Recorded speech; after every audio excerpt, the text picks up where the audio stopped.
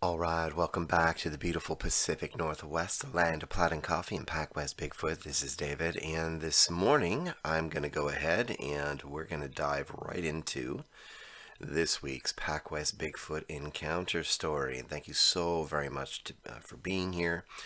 And I hope that you and your family are doing well. All right, so let's get into it and enjoy. The swimming Bigfoot of Priest Lake, Idaho. They swim. Bigfoot, that is. They actually swim. Being from the Priest Lake area, born and raised, I was not familiar with the legend of Bigfoot. Heck, my grandfather said he'd seen one once up near Upper Priest Lake in the late 1950s. But here is my encounter story, Dave. And what a crazy and true story it is. The swimming Bigfoot. I was born and raised in northern Idaho, in Colburn to be exact, but eventually my parents had purchased a piece of bare land around Outlet Bay back when the place was becoming pretty popular. I sold it off a few years back, and with 3 acres and 4-bedroom house with a great view and with all the updates and amenities, well, it sold fast and for more than I thought at first. But before it was so popular, there was room to run and room to get lost around Priest Lake, and Upper Priest Lake for that matter. Back then, there were less people, and great hunting and fishing. Okay, the fishing and hunting is still great, but you need to get away from the people around the area. There are many more today than ever. Today I still head out, and around Priest Lake, and with eyes wide open and ears on alert. Here is why, and here is my encounter story, Dave. Upper Priest Lake. Back then, there were not a lot of people, as I said, and that meant that most folks that lived out and around either Priest Lakes were usually older folks who had been living off the land. No yuppies, I guess it was. I guess that's what it is. I'm trying to say in a funny way. Not that I have anything against the yuppie type. But back then, this part of the world, the edge of the Pacific Northwest, was literally pristine and somewhat still untouched. It was the first week of summer that year, and I was going to take the old canoe out and do some fishing. Yes, even in 1978, people had motorboats, but they were rare at the time and on Upper Priest Lake. This was fishing only at the time. No, it was not a rule that only fishing could be the only fun to be had there, but for the most part, all the family fun was down the road at the bigger lake. Here it was usually just a few fishermen each morning. That morning, I was the first to arrive, and the only until nearly 10 or 11 a.m. Not that I thought I was alone at first, but we'll get to that in a moment. It was just me. The trees and the mountains beyond, and a thin floating low fog that seemed to move around the lake, but never truly evaporate. It just moved around with a light breeze. It was to be warm that day, but that morning it was nippy, foggy, and a perfect late spring morning for fishing. I pulled into the south end and dumped the canoe in the water's edge, grabbed all my fishing gear, my dog, she was a lab, her name was Gabby, and put our snacks and lunch into the canoe and shoved off. I let my line out and figured I'd get some exercise and do some trolling for a bit. Yes, you can troll with a canoe if you were young and strong like I was back then, and you could do it without that social media crap too.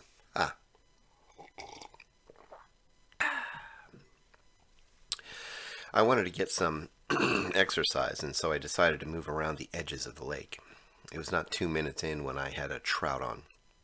It was too small to keep, and a bit early for me, so I tossed it back, of course. Finally, after about 20 to 30 minutes, I got a bit tired of rowing and got out into the deep and decided to float and fish. The quiet lasted about a half hour. That is when I noticed Gabby stand up at attention, look westward of the lake, and we both began to hear movement, like running. It was something running. A few things running, actually. Quite a few things. It was deer. And there were literally at least a small herd or family of about 10 or so. Not that I counted, but through the thin mist and fog, there were a bunch of them. Personally, I thought they were spooked by a mountain lion, most likely. There were, and still are, plenty out there, around the lakes. So I settled down, and when those deer came to a slow walk again, Gabby settled down too. We went back to go fishing. Granddad and the Bigfoot. I have to say, that spooked me a bit at first. It was unusual to see that many deer running scared, even back then. While I fished on, however, it brought back the story my grandpa told me of his encounter with Bigfoot at this very same lake. It was about 1957, if I remember correctly, but he said he'd seen one here, a Bigfoot, just to the south along the shoreline from where I was currently positioned.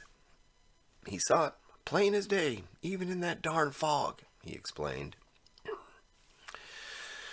But he thought at first there was a person squatted near the shore, maybe fishing and caught something and was dispatching it by banging its head on the ground. But as he rode closer, that thing stood up, looked at him, screamed something awful, scaring my grandpa so bad he started reversing his direction with the oars real fast-like.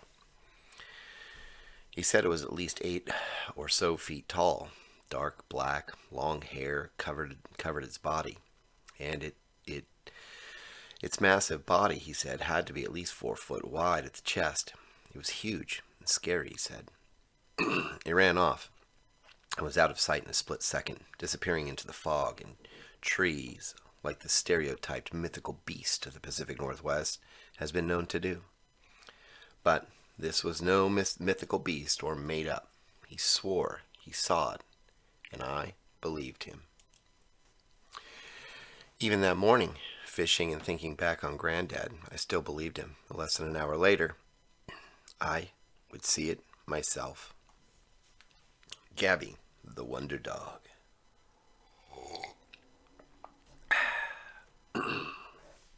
The deer seemed to notice us. They also seemed to be, at least it felt like it, but it seemed as though they were staying pretty parallel to the canoe. If I started to move one way or the other, so did they. It was really, really weird. The mountain lion, I thought, might have gotten one of them, and they were feeling safer around me in the edge of the lake than in the thick of the cedars and pines that were as dark as a cave you could not see 10 feet into. We continued to fish and watch the deer. A couple would drink, while the others stared at me and Gabby or back down the way into the woods where they came from originally. Suddenly, out of nowhere, came a distant, at least it sounded distant, whistle of sorts. It was weird to hear such a thing out in the middle of nowhere, knowing that there were no other people around that I knew of, and the regular hunting season was way more than over and done with. But it was a whistle, just one, none to follow. The deer, I noticed, perked up real fast. Their attention to the forest was unmistakable, and 2 of them started doing the warning tap on the ground with ground we are all familiar with, if you've ever watched deer for any length of time at least.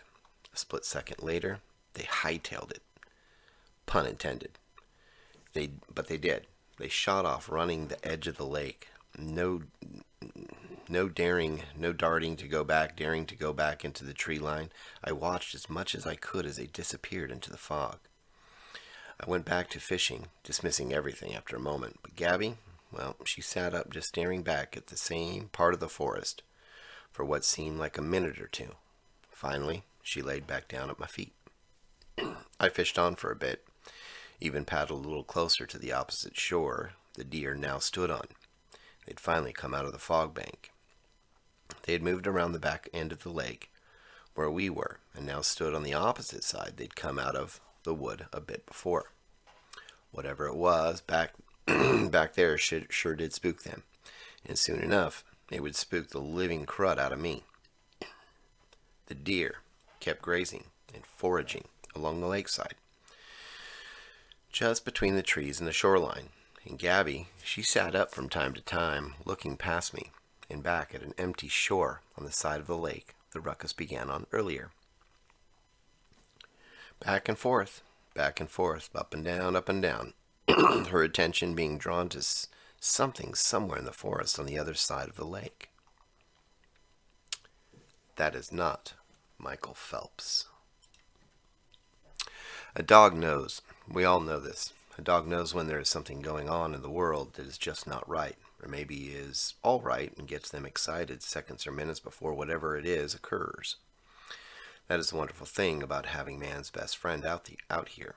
A good dog is a great warning system, probably one of the best ever created. Of course, I too would look back over my shoulder from time to time to see what she was possibly worried about. It was about an hour later, after the deer had moved to where they still stood moving, not too far off and staying basically in front of me and Gabby on the boat. But soon enough, I heard a rock hit the shoreline, back over my shoulder. The next thing I knew, as I looked over in the direction of the sound, another rock hit the water. Then it all stopped as abruptly as it started. What in the world threw rocks in the woods this far out? And then people. That's what I started wondering. Who was out there?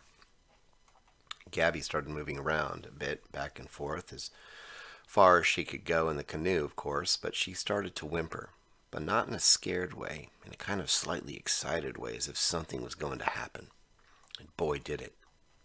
The deer froze again, I noticed, their heads pointing out towards us, and the far side of the lake. I did not hear whoever it was at first, but someone or something had walked into the lake quietly. But our attention again, I'd believed later, was averted to the right of us, to a rock, once again hitting the water. Not a big one, but a rock nonetheless. It took me a minute, but Gabby's head was pointed, and she was not as excited about the rock as she was towards our left. Something in the mist and water, swimming. Yeah, someone, I thought, was swimming in that cold, cold water that morning. Its face was. I noticed it came and went into view between the mist and the fog that still floated and whirled around the lake that early morning. But I noticed something or someone swimming in the lake. They must have been dog paddling, as there was no real sound of water splashing, and I could not see any arms at that point. But then again, I could barely see who it was, with the constant soup of the mist in my way. I was worried. Call me crazy, a crazy human being or whatever else you wish, but I got a bit concerned at least that if it were a person, they could get cold and drowned out there. And if it were an animal, like a bear or something, it'd be cool, I thought, to sneak up on it and check it out in the water. I decided to quietly row towards whoever or whatever it was swimming in the water. The deer were still nervous, it seemed, following us, staying parallel with the canoe. I kept rowing quietly. However, in between the thick mist, that person or thing was still swimming, quietly. I almost ran into it. Seriously, we were coming out of a small bank of really thick fog, and suddenly about 15 feet away off the bow was, well, not a person. Not even close. It wasn't even an animal I'd ever seen before out here. This was a monster, an ugly-looking ape-like creature swimming in the lake. It was not some crazed Michael Phelps fan or a bear swimming. It was a Bigfoot. I just knew it was from the story my granddad had shared with me all those years ago. Talk about horrifying and shocking. It was crazy to see such a thing out there, where I'd fished 1,000,000 times, thinking I'd seen and heard it all. It saw me, too, and it looked up at me as it kept huffing, puffing, swimming, always swimming and moving towards the shoreline with the deer. It was after the deer. But why swim? Why be in such frigid water this time of year? Well, distraction. That was one reason. Sneak attack and distraction. The deer watched us closely, but what none of us saw was the second Bigfoot that rounded the lake and came up from behind those deer seconds later. Screaming and chasing them into the trees, I swore I heard one die. But I was fixed on the Bigfoot in the water, and I got as close as I think as 10 feet away. suddenly and started rowing backwards away from it, and it started growling, or trying to, between the heavy breathing caused by the swimming in that cold, cold water. His face was wet, like a dog gets, that has a ton of hair on its face and is seriously soaked to the bone. You could see this thing was actually rather skinny in the face, but its jaw jutted out pretty far like a chimp or a gorilla would. Its lips were small, black as the hair was that was soaked through, and some of it floating behind it like a woman's long hair who was swimming. Its eyes were black, beady things, and the whites were not white. They were more a menacing yellow. I could not tell how tall it was because the water was black that day, but the head, although skinny in a way, was still huge. It looked up at me, screamed all of a sudden, or yelled, and between Gabby and I, well, she started barking erratically, and I started screaming myself, to be honest, and I started hightailing it out of there. Before I could get that far away, however, from up behind the deer on the shore, they started just fleeing in all different directions. Two fled into the woods, and a second later, I heard what sounded like a deer being killed. Homeward. That face, the head, that head faced away into the mist as me and Gabby made for the boat launch. But it stuck with me in some pretty scary nightmares up to this day. I can't say I saw the other one in the woods, that I knew was there, but that face, it was truly terrifying, and even harder to describe, other than a deformed and crazy monkey-like thing. After that day, I took a break from Upper Priest Lake. No fishing, swimming, or anything. And I told some friends what I saw. And now I know why people don't say much. They just laughed it off, or pretended to believe me, but I knew they did not. But that is my encounter story, Dave, believe it or not. Thanks, Andre.